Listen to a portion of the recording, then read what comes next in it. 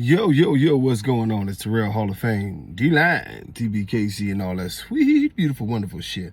All right, this video will be a little bit better than the last video. The last video, I think the topic of going back and forth between line breeding and what they're doing now is a bigger topic. That's why we're going to do it on a live. But, you know what I mean? I can break down why I strongly believe, and there's some scientific proof to the reason why the dogs who have been line bred for certain qualities, are healthier. And it goes with the same thing, but this is the reason why.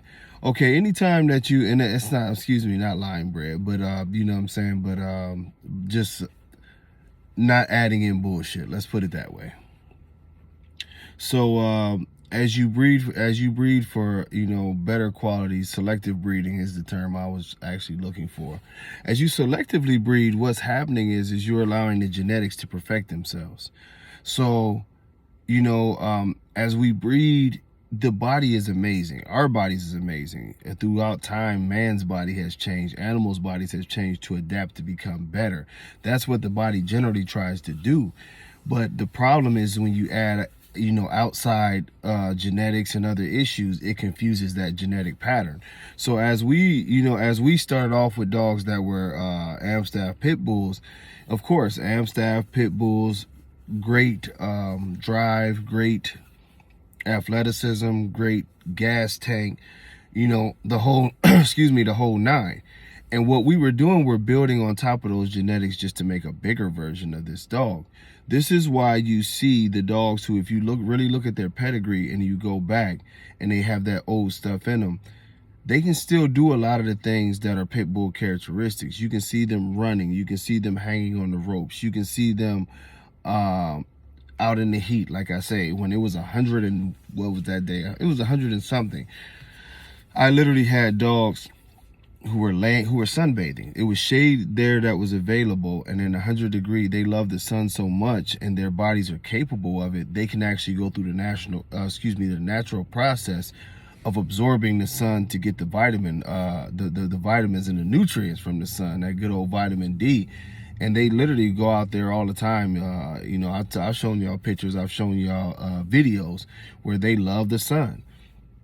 And people ask, you know, why don't the other dogs love the sun and this and that and the other? They probably do. They just can't handle it. You know what I mean? Most animals love the heat of the sun. But the thing is that the other dogs just can't handle it. And genetically, they're not built like that. They don't have that. And some people always blame the bulldog. But like I've told y'all, one of the bigger issues is that you're adding so many different elements to it that the genes can never get on par with each other. It's like a constant battle. And you're mixing in so many things that it's too much to fix for your genetic profile. So what you're looking at, you know, as you breed forward, is to try to continue to keep the breed characteristics in your dogs. You know, like a lot of people talk, oh, Remy was so hot, but Remy also had a ton of qualities that you would go forward with. Remy was more so hot towards other dogs. Excuse me, and that's an easy characteristic that you can start to temper down. And the thing of it is you want to temper down his you want to temper down the heat that Remy would bring by quite simply still breeding to a dog that was comparable in body, in structure, and look, that he could enhance the look, or they could enhance each other's look, but the other dog would be compatible as far as being a lot more mellow in temperament. You don't want to go and say, you know what, I'm just going to add an English Bulldog. If I add an English Bulldog, then this will work. Or if I add this will work. Because now you got a ton of different components in there to where what could happen, and this is the way I'm explaining it, is what very well could happen is that you could have the fire that's behind the English Bulldog, which a lot of people don't know that they have, but they are Bulldogs. And Remy could touch up on that, and you could end up with a lot more aggressive dog. This is what happens when you go loose on your genetics. So yes, you know, in closing, the reason why I strongly believe that all of the old dogs were a lot more healthy is because they come from healthy stock, and this stock was continuously bred to make healthier dogs.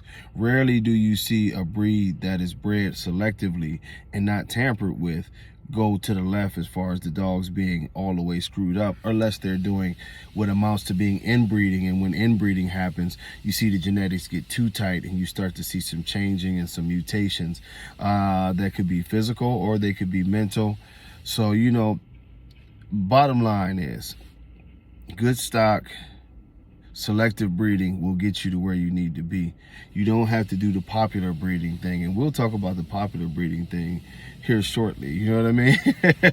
But it is what it is, man. I'm going to keep on encouraging you guys to push forward.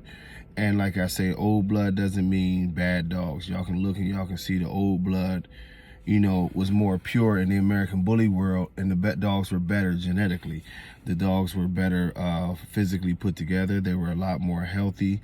Conformation wise, they were better put together. They still had drive. They had all the qualities of what American bully is supposed to be, not somebody's opinion. But until next time, y'all, much love. God bless. Peace.